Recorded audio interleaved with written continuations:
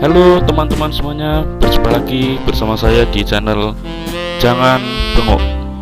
Di kesempatan pada hari ini kita akan bercerita tentang kisah-kisah inspirasi dan motivasi. Oke teman-teman, sebelum aku lanjutin ceritanya, saya minta dukungannya dengan cara klik subscribe dan nyalakan loncengnya, agar channel ini bisa berkembang dan menjadi lebih baik lagi ke depannya. Dan terima kasih banyak kepada teman-teman yang sudah subscribe channel ini. Saya doakan semoga selalu diberi kesehatan dan dilancarkan rezekinya. Amin. Oke teman-teman, cerita motivasi dan inspirasi kali ini bertema tangis untuk adikku. Itulah tema pembahasan pada hari ini. Oke teman-teman, kita langsung saja ke topik pembahasan. Ini adalah kisahku. Aku dilahirkan di sebuah desa di pegunungan yang sangat terpencil. Setiap hari orang tuaku membajak tanah kering kuning dengan punggung mereka menghadap ke langit. Aku mempunyai seorang adik. Dia 3 tahun lebih muda daripada aku. Dia sangat mencintaiku lebih daripada aku mencintainya. Suatu ketika, aku mengambil uang dari laci ayahku. Aku menggunakannya untuk membeli sebuah sapu tangan yang mana semua gadis di sekitarku membawanya. Ayah segera menyadarinya. Beliau membuat adikku dan aku berlutut di depan tembok dengan sebuah tongkat bambu di tangannya. "Siapa yang mencuri uang itu?" tanya ayah.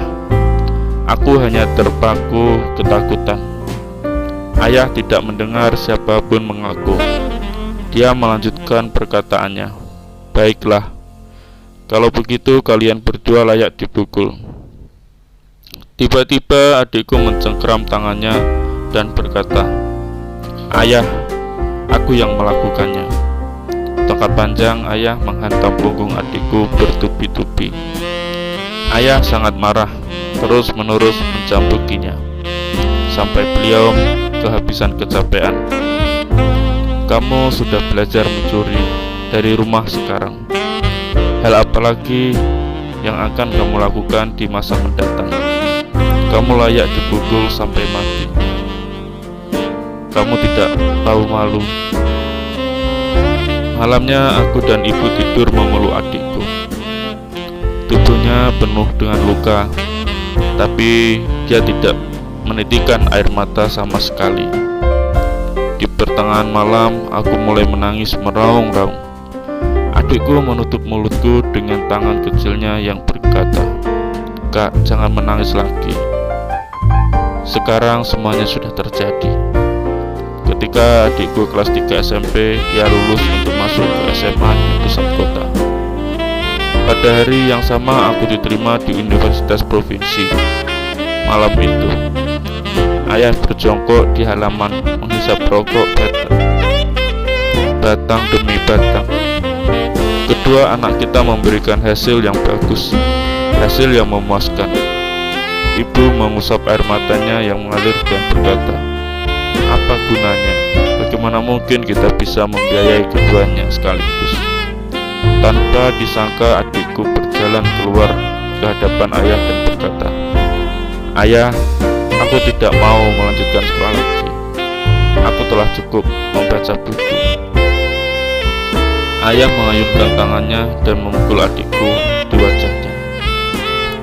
"Mengapa kamu mempunyai semangat yang lemah? Bahkan jika bapakmu ini harus mengemis di jalanan, saya akan menyekolahkan kalian berdua sampai selesai." Kemudian dia mengetuk setiap rumah di desa untuk meminjam uang.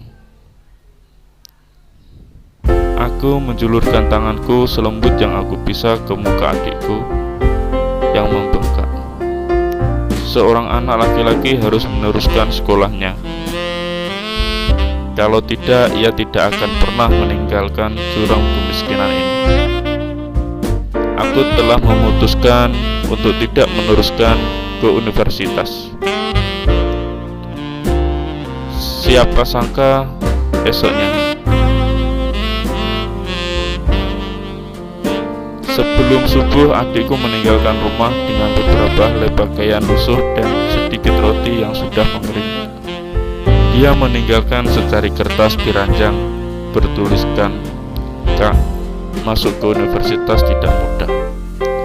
Saya akan pergi mencari kerja dan mengirimimu uang." Aku menggenggam erat kertas itu dan menangis genangan air mata bercucuran hingga suaraku hilang. Ketika itu adikku berumur 17, aku 20 tahun.